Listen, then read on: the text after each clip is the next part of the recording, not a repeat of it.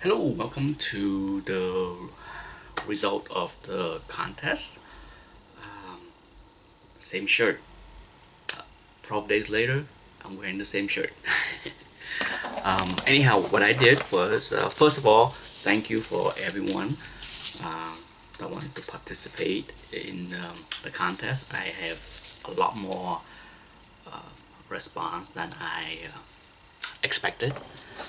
So what I did was I went and print out all the questions, and I have in here is a pile of questions from non-US participants, and here's a big stack of US participants. So what I will do is I will roll them up into something smaller and then put them in a hat and pick them out. Okay, so let's do that. And what I will try to do is answer some of the questions. Is of course you're looking at probably 30 questions in here, and some of the questions are really good. So I might do a couple videos in order to answer all the questions. But at the least, I will try to answer some questions within a 10-15 minutes time frame for this video. Anyhow, be right back. Okay, so now I have put all the international, well, all the non-US question in this head, and then I put all the US question in this head, which you'll all see me wear in many videos. By the time I load this video, it most likely will be the 17th or the 18th. Today is the 16th, but by the time I load this video, I should have contacted the two winners already. Okay, so let me mix it up. I'm not looking. Let's give it a good mix in the head. Whoa. And I'm just gonna pick out one. I'm just not gonna look. I'm just gonna go right in and pick one name. Okay.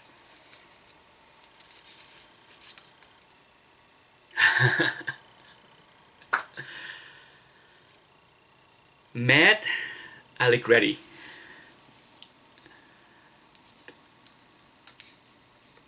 This is like fate. It's bizarre. It is. Matt live in Albany near New Scotland Avenue. So for those that follow my videos, you know about my early collecting history in New Scotland Avenue. Wow, the comic gods have a strange ways of doing things. Um,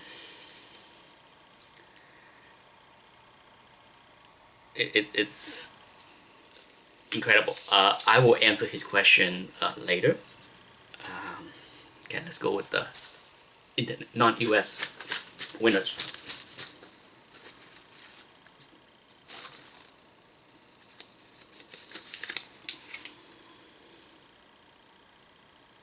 It is Cool Guy 99 from the UK. So there you go, Matt from the US, Cool Guy 99 from the UK. I will contact you shortly, and get the information in order to send you the price. But fantastic. I hope you both will enjoy the gift.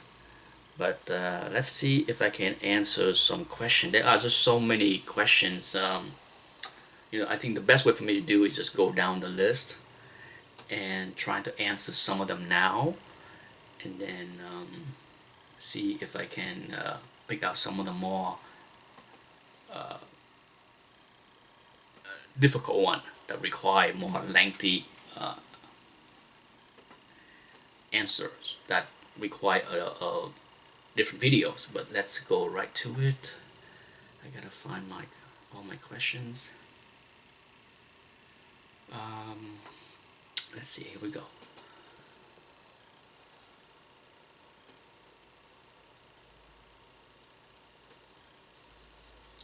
I'm just gonna go down the list and trying to see if I can answer as many as I can right now. Scott X1307 asked if what other hobbies do you pursue? And I think a few other people have asked me the similar questions. So this question is for other people that also ask, other viewers that also ask similar questions. I can tell you, my very first hobby was collecting stamps. When I was 9, from 9 to 12, I was pretty obsessed about stamps. I think I went to stamp shops, or whatever, wherever I can find to buy stamps, I did. So from 9 to 12, and if I didn't leave Vietnam when I was 12, 13 years old, I probably would still be collecting stamps because I really enjoy stamps. There's something cool about them that I enjoyed. But as of now, outside of comic books, I would say the only hobbies that I have is cooking. I absolutely love cooking, and if I can, if I watch as many cooking shows, cooking videos on YouTube or on TV as much as anything else, even more than sports. And I love to cook. I love to try out new things. There are one dish that I tried dozens of times and fail, and I keep trying because I love it so much that I want to figure out a way to make it.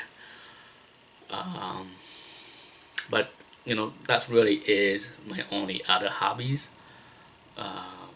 As I get older, I just don't have time to put into other hobbies. Even though I see a lot of things I love to collect. I love to collect vinyl. I love to collect toys. Like I said, if I have all the money and all the spaces in the world, I would go crazy buying all the knickknacks that I can get my hands on. But the reality is, right now, outside of a few comic books, cooking.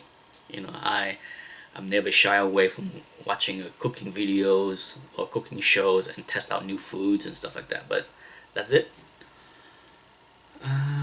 Let's see. Next, I go down.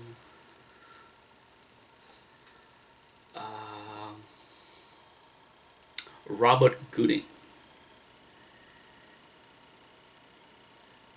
Is there anything in your collection that you prize, that you probably think we here on YouTube might not be interested in? Let me try to word the piece. I think what Robert Gooding was asking was, what do I prize that have a personal story, like my Doctor Doom, Iron Man 150, that might not be worth a lot to other people, but sentimentally it worth a lot to me. Okay, and let me see if I have it. I just happen to have it laying around somewhere, but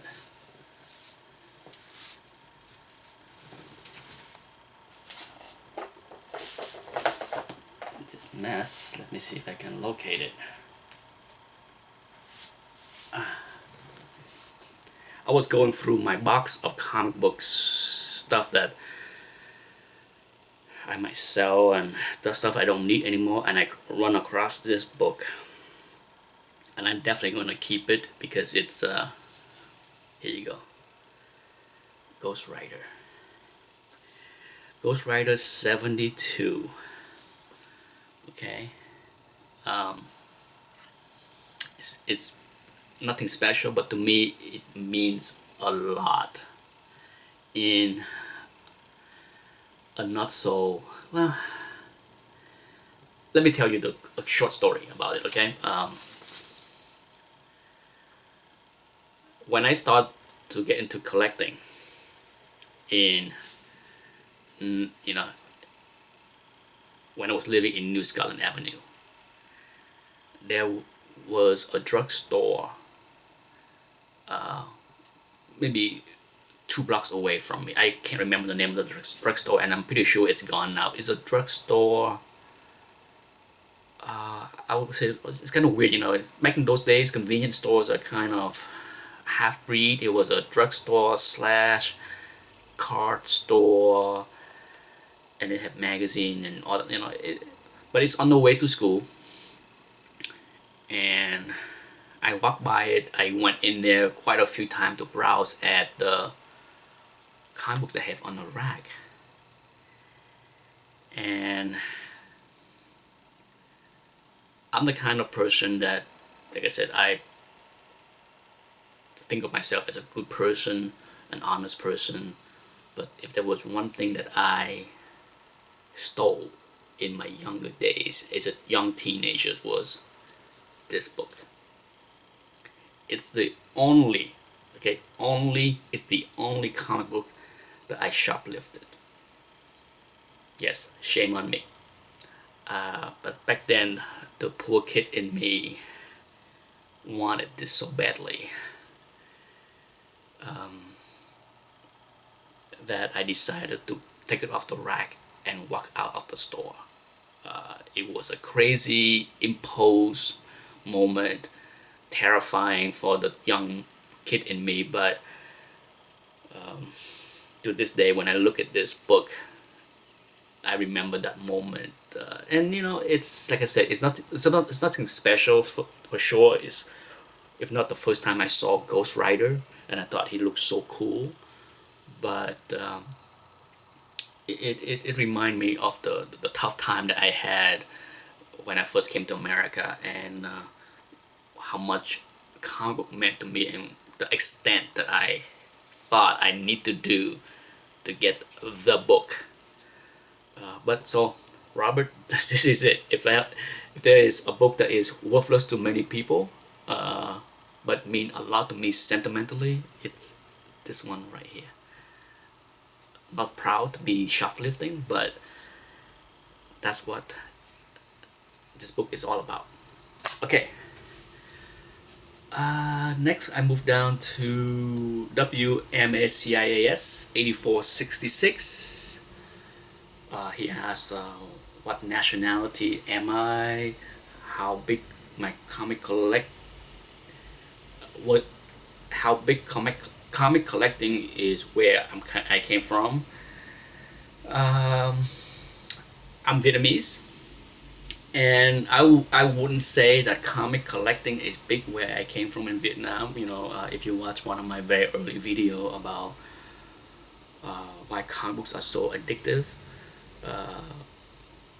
I was exposed to a lot of French, Belgium comic books in the late 60s, early 70s from my dad, you know, who studied in Europe, in France, and he came home with a lot of these European comic books like Tintin, Asterix and Obelix, you know, Smurfs, things like that. So yes, I was exposed to the art of comic books, but certainly they were not popular in Vietnam. Okay. Let's see. I might have time for a couple more questions. Comic book nostalgia. Ask a question. Do you collect anything else non-comic book related?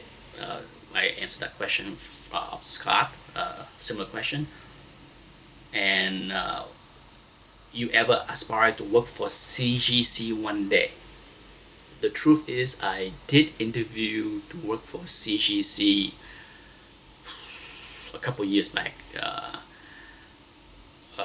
Back when I was still pretty heavy on buying slabs and collecting comic books that are graded, I was really confident in my grading skills, and I did apply to work for CGC. I can only tell you that, you know, when I applied for CGC, there was an interview process, and then there were a testing process for those that are interested in working for CGC. I'm not sure if the process changed over the years, but when I was there, they put a stack of books in front of me, and I have to grade the books in front of them. and the books range from low grade to high grades, and some of the books have missing coupons and detached centerfold, but there was a lot of problems with a lot of books, and my job was to explain to them why I give the grade that I did and so forth. So I went through the interview process, I went through the testing process. uh, what I can't say for sure if I'm good enough to work for CGC as far as my grading skills. I can tell you the problem that come to the surface as far as my interview with them was my working schedule. CGC is and was always very busy, and they look for full-time people. If not, people that's willing and able to work overtime as well as travel, right? Because they go to other conventions. And at that interview, at the end, before I left, I said very bluntly to the people that interview me that if that's what they're looking for, I'm not the guy. Because at the time I have, just a couple years ago when Anthony, my son, was much younger. And I'm like, I stay at home. I'm a stay-at-home dad. I work from home. Not that I don't work, but the job that I do at home, I can work anywhere. So I stay at home. I work part-time. I take care of my son.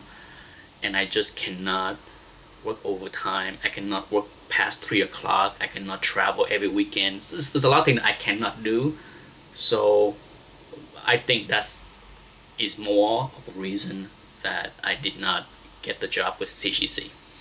And in hindsight, I'm kind of glad because I don't think I want to grade 300 books a day. I have a hard time grading 300 books a month. It's not a task, a repetitive task that I care to do. But at the time, it sounded interesting. They were looking for people, and I thought I'm qualified. Let's go with one more question before I say goodbye.